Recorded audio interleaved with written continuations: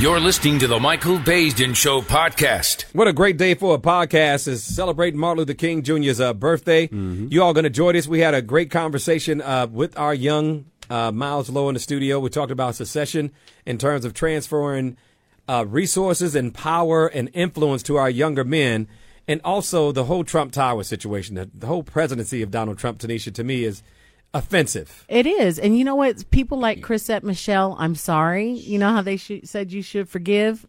Well, but at least give her credit for saying I'm sorry. She did apologize. I will give her that. But the question is, what are they apologizing for? They apologizing because they're getting busted and it's costing them money, or they really feel bad about the decision that they made and what this man has always demonstrated himself to be: ignorant, moronic, and a racist. So, but there are the people who have not apologize for going to Trump Tower and being seen with this man. Ladies and gentlemen, sit back, get ready for a great podcast. We're celebrating the life and legacy of Martin Luther King Jr. Brenda, how you doing out of OK City? Talk to me. It's Miss Beverly to you, Michael. I heard that, Miss Beverly. How's everything? You know what, when I listen to this and being a physical therapist for 20 years, and I had to work with a wide variety of people in the hospital, and when it comes to humans, and when you need a heart or a lung transplant or a kidney, see, we're not going to look at color. We want to live, right? Right. And I think that would make me overcome my prejudice, because in every race, and then in college, you get to meet all different diversity of people. And so I made myself intentionally to get to know Asians, Africans, and we all do have some type of prejudice, racism, but if you can define both of those, you can be ignorant to the fact, because racism and prejudice is two different things. But when it comes to us as humans, when you need a body part and it's going to keep you alive, you don't ask that doctor, hey, are they black, are they green, are they Asian? Because we all believe the same. You know, it's funny. I want to share something with you about people in color. I'm actually launching a website that I was hoping to have up by MLK Day, called I See Color. I launched it many years ago when the Jena 6 march was happening, when I was spearheading that march. And when people say they don't see color, see, I got a problem with that. Because it's not about not seeing color. It's about appreciating, tolerating, whatever you want to call it, whatever a person's differences are. Why do we have to not see color in order to consider ourselves people who are, not racist? You know why I have a problem with that? Because if you don't see color, then you don't see what's going on with black men being killed in the streets. That's right. What you're saying is you're removing and understanding that there are still issues when it comes to race in this country. So we have to acknowledge it. Hey, Miss Beverly, thank you so much for calling. I agree. One thing I have to say, growing up, I said I wanted to launch a T-shirt to say, the Ku Klux Klan has made me stronger. The white race has made me stronger, because you know what? It makes me stronger because I can stand in the middle of all of them and say, you know what? I still love you in spite. Well, you got me on that one. I won't be saying that. Dr. King said it about love and hate, right? We have our differences, me and MLK. What do you want to say about that, or MLK? I'll let you talk about what you want to today, Crystal. What do you want to say? I think that you are 100% absolutely on the nose, right? I think that it's important that we do not forget about our culture, our history. It is so important. We also need the younger crowd, I hate to say it, to take a step up and to be willing to experience and to also be willing to dive into our culture and stop being scared of it and stop looking at black people as such a bad thing, because our black is beautiful. We have to embrace that. And I also want to speak on, you were saying something about young black leaders. Well, yes. I am one of them. I own a thrift store here in Baltimore, Maryland. I'm 22. I have 3 young boys, and I have always been a leader, always in my life. I mean, I'm the oldest of 7, and I think it's very, very important that we teach our young kids to step up and to say, hey, it's time to get your hands a little dirty. Go out here and do some real work. My fiance, he's the same way. He's a welder. A master mechanic. He does a lot of stuff with his hands. So I think it's time for our generation to really step up. Especially 90s babies. It's like, come on now. You were making a good point about people going out here and doing the wrong things to make money, but there are ways to make the right money. That's right. You have to buckle down and get yourself, some discipline. At 22, I learned that I had to discipline not just because of my kids, because I have a 2-year-old, and a newborn, but I also have to discipline so that their life can be better, not just for right now, but for their future. Hold on. I feel and hear your passion. and this is one thing, and I'm going to talk to my man Jonathan up next. Black Lives Matter is a bunch of young people trying to do the right thing. And one of the things that drives me absolutely nuts is how many adults have issues with those young people trying to get out there and do the right thing. Come back with more of your calls. Thank you so much for calling in, Crystal. Keep doing your thing and taking care of those kids and keeping yourself with a man who has the same mindset you do. We got to keep it moving, Crystal. Thank you very much for calling in. Happy MLK Day from the Michael Baisden Show. My man Jonathan, how you doing, man? I'm wonderful, sir. How y'all doing? You know what I love about? I'm doing great. And I love you for calling in, man. We don't support young men like you enough, like Miles enough. I got issues with a lot of older brothers who got issues with young men like you who are trying to come up. We're intimidated by young men. Not me, but I know a lot of older men who are. And that's why these young men can't rise up, because the older brothers are intimidated by their strength and their creativity. What do you say, Jonathan? No, you're 100% correct. One of the things I wanted to share about what Crystal said is that when we talk about bringing up our young folks, this is where the problem came in, because we didn't discipline our kids the proper way. We wanted to be their friend. I got a 25-year-old that's out in California and became an actor because he chose it. And one of the things that I wanted him to be was an athlete, of course, because I thought that's where the money was. But one of the great parts about I graduated in 89, and the three careers they said that would never change was truck driving, security, and real estate. And that was never, ever so true. As I sit here, I'm a retired truck driver, but I also went and got my security license and gun license at the same time. Now, relate all that to MLK for me, because I want you to bring it home for what the show is about and what the day is about. Bring it home for me. Well, right there. Well, that's where, you know what I'm saying, we talk about MLK.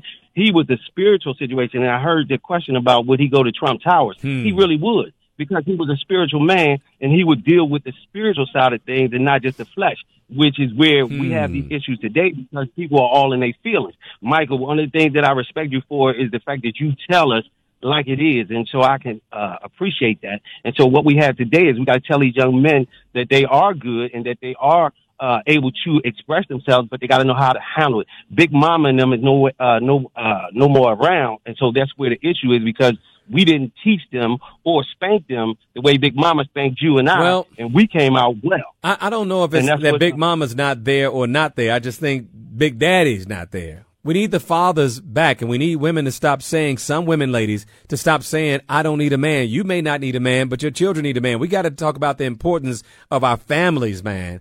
Every other culture seems to get that more so than we do. We roll by ourselves. We grow by ourselves. We got our own money. We're flossing, but we're not together as a unit, man. Just like you need the community, just like you need the network, you need the family. Raquel, where you calling us from? Thanks for calling. I'm calling from Northern Virginia. Talk to me. What do you think about MLK and the whole situation? Black Lives Matter, young men not being supported by the secession, in terms of what Dominique and I have been talking about, whether or not we're giving young men a path to leadership or whether or not we're intimidated by young men. Touch on any of that. Talk to me. Well, sir, I actually wanted to comment on why it is we're not as active as we once were in terms of how active we were during the civil rights movement. Now it's we're kind of complacent. We don't really have a sense of community anymore. It's all about like competition now. And you mentioned something about like millennials and then the baby boomers. It's kind of a competitive element there, and then you've got a competitive element amongst just young black folks in general. Like we're always trying to be. Yeah, it's for me. Well, I will say that's my perspective. No, I'm not saying that you're wrong. I'm saying really in the sense of, because I see people being active now. I really do. I mean, if you look at whites, blacks, Latinos, I mean, we're out there. The Latinos are out there talking about immigration, Black Lives Matter, the young kids out there marching, women are out there marching, the women's movement. I mean, it seems to be a lot of activism, Raquel. Well, I can say from where my standpoint is, I have the means to help, and I feel bad because I don't. So I talk a lot about, I talk a lot about injustice. I talk a lot about our history, but I'm not volunteering anywhere on the weekends. I'm at home. You're not doing it. You know, I just. Well, you know what? I guess I'm talking to myself. No, you are talking to yourself, and you need to get out there and do something, because your conscience is kicking your tail right now. And for a lot of people listening, hold on, and it should be. because with all the issues we have out there, I'm a person that'd like to be about action. We're going to come back. We got to get into the music, ladies and gentlemen. We're talking about MLK. We're talking about everything having to do with race and issues in this country right now on Martin Luther King Jr.'s birthday. The 50th anniversary of what, Dominique? I want to make sure I get this right. It was 50 years ago, April 4th, that he was assassinated, and that's what will be commemorated this year in Memphis. Hey, Henry, let me talk to you first. I know my girl Tika's on hold. I want you to hear what Miles has to say. Young brother in the studio, he wanted to touch on this MLK thing, Henry, and then I want you to respond, okay? Okay, no problem. Go ahead, Miles. See, you were talking about activism. There's so much activism going on, but I don't see a lot of connection because you can't appeal to both, because you have an older generation that's looking down upon new people's music, new people's style, new people, and then that damn technology and all that stuff, and we're getting shut down. So now you got people that... Talk to Henry. Henry, now I feel like you have people that are young, and it's discouraging because you can't get everybody how a King could or a Malcolm X could, who didn't get everybody, but who crossed over, though. Who crossed over because they had the old folks and they had the new folks. How you feel about that? I feel bad about it, brother. Let me explain something to you. Michael, is it okay? Absolutely. Go ahead, man. I want you all to have a conversation. I'll tell you something. I was in a store here in Orlando. I'm from Orlando, Florida. I was in a store yesterday, and this young man walked in there with his pants hanging down. Mm-hmm. He had a beautiful young lady with him, right? And I got behind him, and I told him, I said, brother, why don't you pull your pants up, man? Have some respect for your woman, man. He looked at me. He said, see, that's wrong with you young people, you older people. Y'all always want to tell us young people what to do. I bought these clothes. I can walk around how I want. I said, brother, I'm not telling you. I'm not asking you. I'm not begging you. Brother, come on, man. Respect yourself, brother. You know what I'm saying? And, Michael, the only way we can teach our young men is if our old men start doing respect for ourselves. How about that? You know what I'm saying, Michael?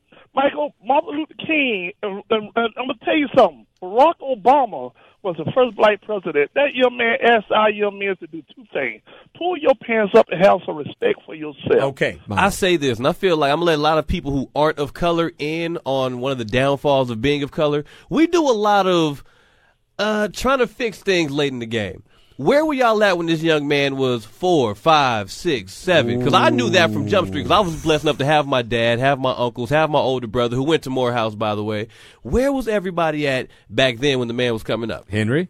Miles, you know my question is, see, like Reverend Jesse Jason, I ain't got nothing to get. But you got to answer that question first, Henry. He did kind of challenge you with that. I was here. I was here for them. See, because my goal in life is our black young men.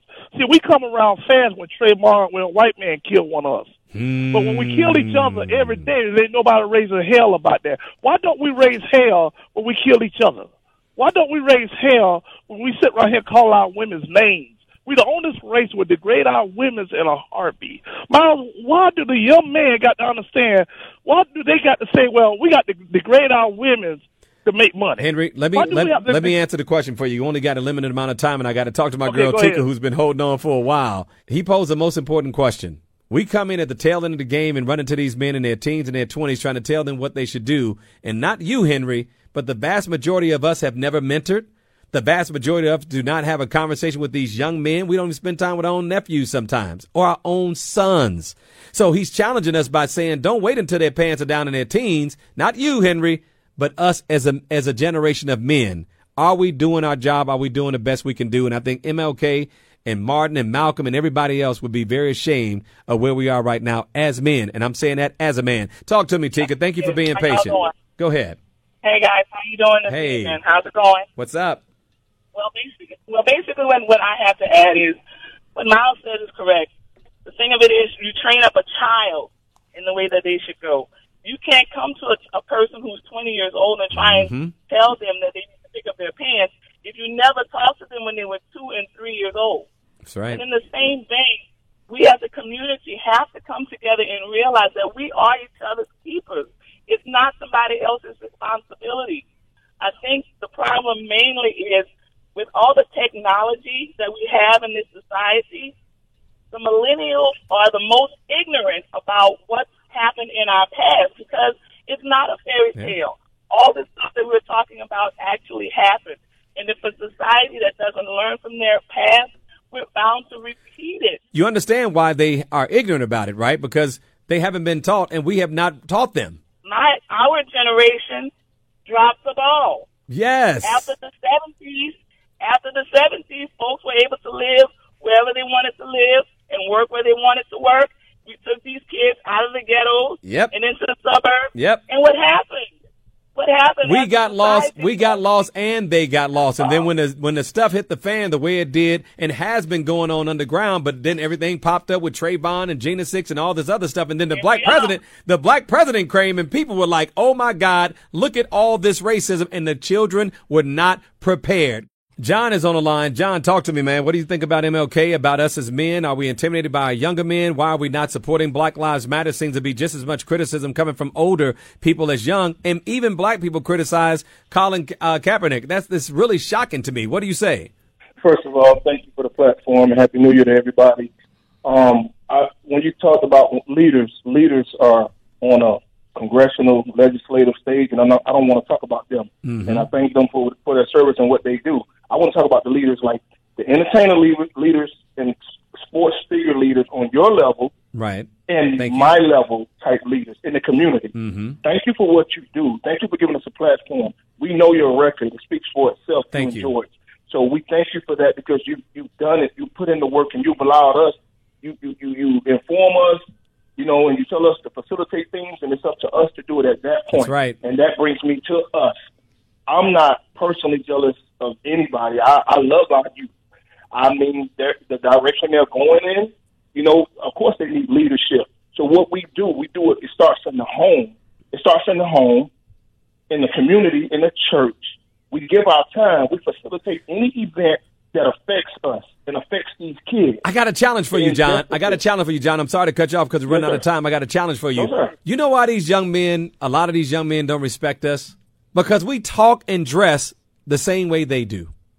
There's not a distinction. There's not enough of a distinction between a 40 and 50-year-old man and a 30-year-old man. And there should be a distinction between 30-year-olds and 50-year-olds. I think there's been a price that we pay for being fashionable. Because back in the day, you could distinguish the grown men from the young men. Because the grown men dressed a certain way, and the younger men aspired to dress the way they did. Mm. And way you dress changes the way you behave. And so now there's not a distinction. We're very casual as a country in general, but in our community, we're very much in terms of being trendy. Let's talk to Dollar Bill. What do you say, Dollar Bill? We have to make a distinction between certain age group. Each age group should be able to pass the baton to the next age group where they can benefit from what we learned and take it to another level. We don't seem to comprehend that, okay? And it might have a lot to do with broken households, but it also has to do with that peer pressure. It also has to do with what you see people do as well. Let me just touch on something real quick, Mike. Black people are their own worst enemy. Black people do more harm to themselves than anybody can ever do to them. And it has a lot to do with slavery, okay? We love to take white and put it in front of black. I don't understand that. You want me to give you a couple examples? No. I want to get back to the point that is being made by Tanisha now, because I wanted you to touch on that. There has to be a distinction between ages. There's all kind of ways to distinguish yourself. There should be a distinction between young and old, not just in terms of, monetary things, having things, but in the way we carry ourselves. What's the distinction? That's where your show come in at. You doggone right. And I'm going to distinguish myself every day. Look, young people listen to the show. I don't have to talk jive or talk hip for them to understand that I care about them and love them. I don't have to talk jive and wear saggy pants for them to follow me to Gina, Louisiana. You see what I'm saying? It's our behavior and the way we carry ourselves to say, that's a grown-ass man. Sorry, ladies and gentlemen, I said it. Yes, I did. Tasha, how you doing? Thanks for calling. Talk to me on MLK Day. I would have to agree with what you said as far as the young men. I mean, I have 4 girls. Mm-hmm. I have 4 girls. My youngest is 17. And, yeah, I have a rapport with my girls. But when I hit the street, I'm a 43-year-old woman. That's right. How I deal with them at home and how we, communicate and kick it at home is how we kick it at home with my girls. But when I'm out, I'm not that 43-year-old woman trying to be 16 or 17 or 18, because I need to set examples for them. When I hit the street, this is how you carry yourself. This is how you behave. This is how you hold yourself in public. What we do, with us is what we do with us, but you're an example for somebody under you as to how you carry yourself. And that, in my opinion, is not happening. And Miles, I got a challenge for you. Would you look at me the same if I was listening to the same music as you do, cranking it up, listening to MF this and N that and all that? And I'm not saying it's bad music, but if I was cranking that up and I was dressing the way you dress, be honest with me. Would you have the same respect for me? Honestly, yes, I would. You yes, would? I would because okay, the fact that I'm hearing you out. You're what you That's entertainment. What entertains you entertains you. If you listen to bluegrass, I wouldn't look at you any different. If you were dashikis all day, every day, I wouldn't look at you different. So you're saying it wouldn't matter? For me, at least, no. And but I'm of age to where I understand the difference between what you listen to isn't you. Honest answer. Tasha, how do you want to wrap this up for us? What do you say? I can kind of see where he's coming from, because I mean, what you do or what you like is when you in that, chill mode or whatever, we can listen to that rap music and that's just whatever. But when it's time to get down to, stepping out, how about that? How you respond? How you respond to serious issues? Yeah, maybe the question should be asked is, how would you feel if I didn't vote? That's it. How would you feel if I didn't step up when it was time? Action. It is the action. Tasha, thank you very much. Andrew, talk to me, man. Okay, first of all, Michael, thank you for having me. And I want to say, that what you've done over the years, I very much appreciate it. You've done so much for my race of people, or our race of people, black people that, it's worth being applauded. Thank you. Okay, now, MLK. I think that MLK would have had a conversation with Donald. I don't think he would have gone to meet Donald. I don't either. Reason being is because Donald disrespected the first black president we had in this country. That's what I'm saying. Donald made the first black president of this country, showed his birth certificate. Yes. And that is what used to happen with black people, for them to walk the streets of this country, right? It's ID, and that was total disrespect. Hold on, Andrew, I got to get in because we only got a limited amount of time. Dominique, and to Tanisha, this is why I told you all he would not have gone to Trump Tower. Because after he disrespected President Obama the way he did, asking him, he was the head birth of them all. And this is why, and I got to bring this around, bring him back up again. This is why I think a lot of us have a hard time forgiving everybody who's worked with Donald Trump. Everybody from Omarosa, when Steve went there, and I'll say it, Steve Harvey went there, and people still have not forgiven him because of all the stuff that this man did to disrespect our president, to disrespect immigrants, to show up there. And, of course, Steve used the argument of Obama people asked me to come here to do something in Chicago, which I haven't seen yet. I'm just calling them out because that's my hometown of Chicago. Don't play with Chicago. So, Steve Harvey, if you're listening to the show, where's the program that you went to Trump Tower for, that you said the Obama administration asked you to go there for? That's the reason you said you went. So what happened to that program? So this is why people have issues with people who say they don't forgive them for going, because this man is a manipulator, and anybody who went there, to me, is an opportunist. I haven't seen any benefit of anybody going there who was black. Drop the mic on that one. You damn right. That's how I get down. This is the Michael Baisden Show. Recognize. Thanks, family, for listening to the Michael Baisden Show podcast, sponsored by VideoPitch.com. Go to VideoPitch.com now and be a part of our growing community of writers, video producers, and filmmakers, and get paid to share your business, opinion, and talent with the world. That's VideoPitch.com. Write it down, family. Write it down. VideoPitch.com.